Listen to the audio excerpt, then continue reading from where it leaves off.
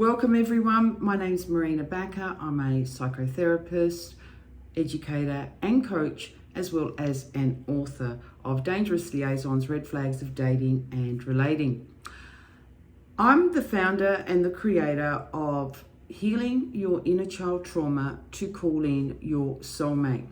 So this is an amazing 4-month journey where you begin to actually heal trauma. So we actually find trauma entry points and we start to reestablish a new working model for relationships. Otherwise, we continue to do relationships automatically. And many people now are wanting to leave behind karmic relationships. And the other thing that also happens quite sadly is that empaths are left in a state of shock that they have done it again and again by meeting a narcissist. First of all, narcissists are everywhere. And if you have experienced narcissistic trauma, in particular from a young age, if you were raised in environments, and this is actually more common than many people think, then chances are that you are going to just be on automatic, and it can also then make you a people pleaser, and we begin to tolerate way too much, all in the name of love. So this program is specifically designed to clear out from the body. So it's a biological, it's a psychological, it's a neurological thing when we have to clear out trauma. Why? Because stuck trauma sends out a vibration. And that's why we are perfect matches for narcissists. Sadly, they're not a perfect match for us, but empaths are exactly what the narcissist needs. They need our light and they need our empathy. And so the thing now is that we want to start to fast track this process. More importantly, you want to start to know when you are in a karmic relationship with a narcissist. Karma means that it's a pattern. So it's the same pattern that goes around and around and around. And it's circular. So it's like circular conversations, circular patterns. You don't go anywhere. And when this occurs, then it's time to start to really move on without blaming. Remember, empaths are highly sought on the planet because of our light. So empaths, this is relatively new, but it's about learning how valuable and powerful you are, and then in a way starting to see yourself the way the narcissist does. Because narcissists see your confidence, they see your potential, they know what they're going to gain by being with you. Sadly, many empaths haven't developed that level of confidence or self-esteem to actually realize that they are the prize. And so therefore they're giving their power away to narcissists. And that's what we do not want. And if they're not a narcissist, to toxic people, to takers. So we know that narcissists, the characteristics of narcissists are that they are takers. And empaths, sadly, are givers. Now, of course, we do want to give to the world, but we cannot do it at our cost of over-giving. It is very dangerous to do, as many of us have found out. So the reason for today's video, and I want you to listen to the end, is because I'm going to give you 10 signs that you are being used for narcissistic supply. So why is it important that you know you're being used for narcissistic supply? Because as empaths, we are highly intuitive, usually. And sometimes our intuition, that knowing, can increase as we start to trust our gut more and more. We then stop second guessing. So the more we listen to our body, then the more power and control we're going to have in our life of being discerning.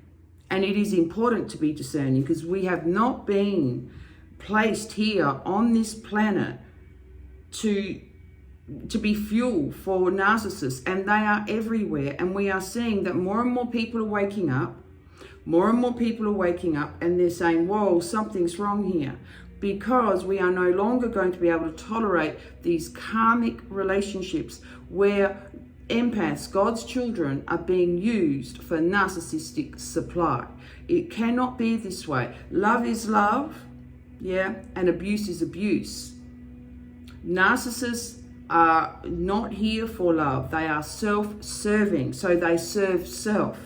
As empaths, we are serving others. We're serving the planet. We're serving our communities. We're serving people in our workplace. We're serving our families. And so the dynamic now between the narcissist and the empath is really quite shocking. In particular because we are going higher in vibration and we just cannot tolerate those lower levels. So if you do find yourself in a relationship with a narcissist, if you can, try really hard not to blame yourself, in particular with coverts. Coverts can go a whole lifetime and never be discovered or known about who they are. It's the lovers. And in particular now, I think we have 5 generations out there in the dating world at the moment. Whoa, people who've been married for 30 years, 40 years, 50 years, separating. So you can see that there's lots of different stuff happening out there, spiritually as well. So we have to be discerning and start to trust who we are. So here we go. Here are these 10 signs that you are being used as narcissistic supply. First of all, the partner you are with constantly rebukes your real reality. So you may see things as they are, and you go to question them. Why were you so late? Why have you been getting home late every night this week? What are you talking about? Oh, I'm not getting home late. I told you I needed to go pick up the dry cleaning. I told you. And you start to think, did you tell me? You've been talking to someone else. You're seeing someone else. You keep leaving the apartment. You didn't ask me to go to the gym. You're spending so much time away. Oh, I can't believe what you're saying. I just cannot believe that you would even say that about me. That's why it's so hard for me to commit to you, because you don't trust me.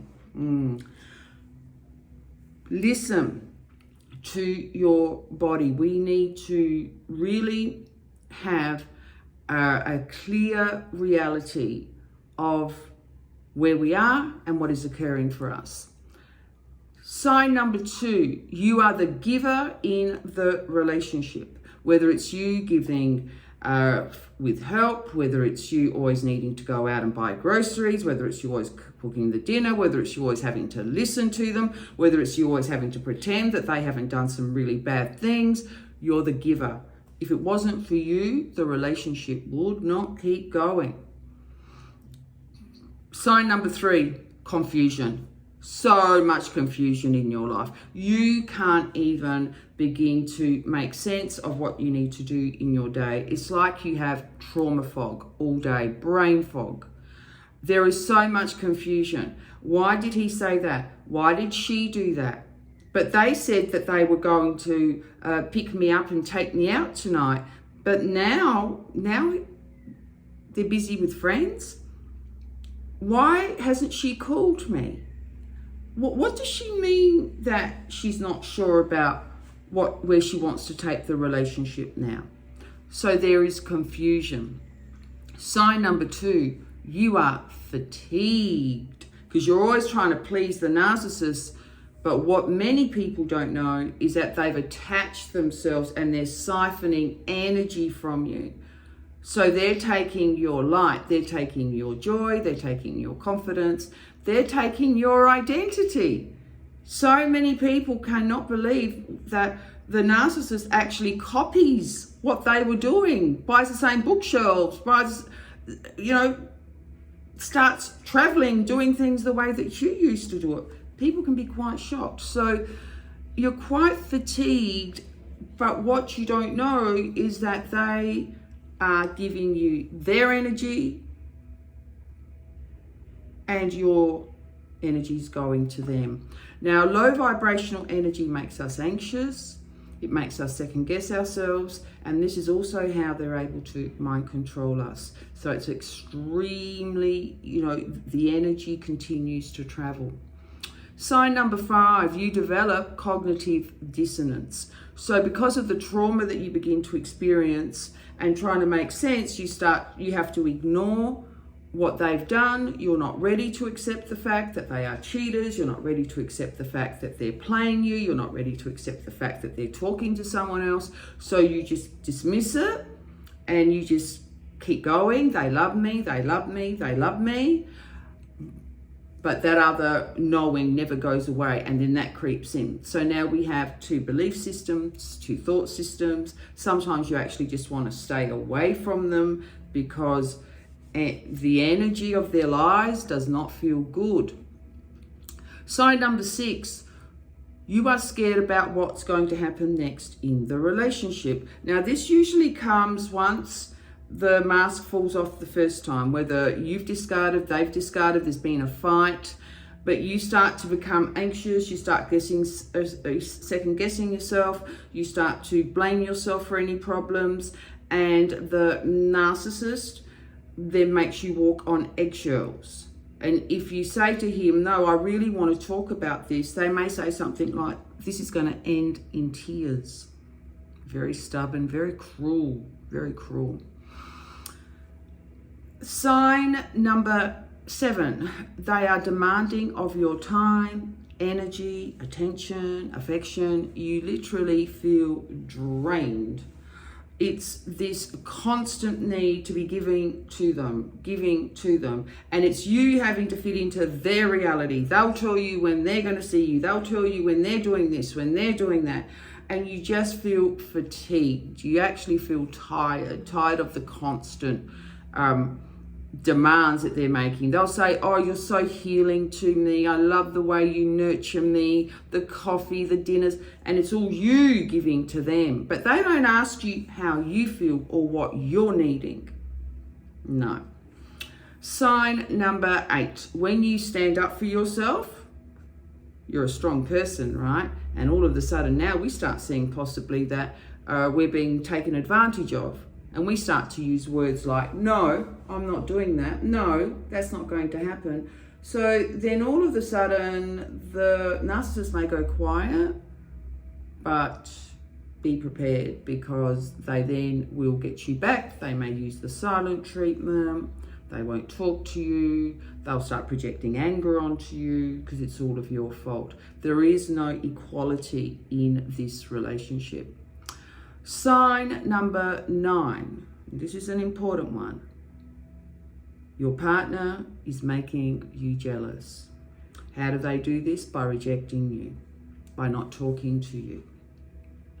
They won't talk to you, they'll make you jealous because it makes them then see your reactions and how well they're going to go with the emotional baiting, puffs them up.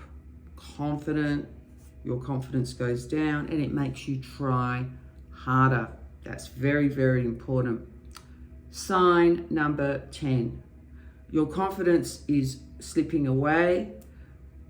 You now have actually lost sight of your goals. You've lost the vision for your life. You don't really know where you're going. All of a sudden, you can't even use the word commitment or making goals or making plans, because if you do,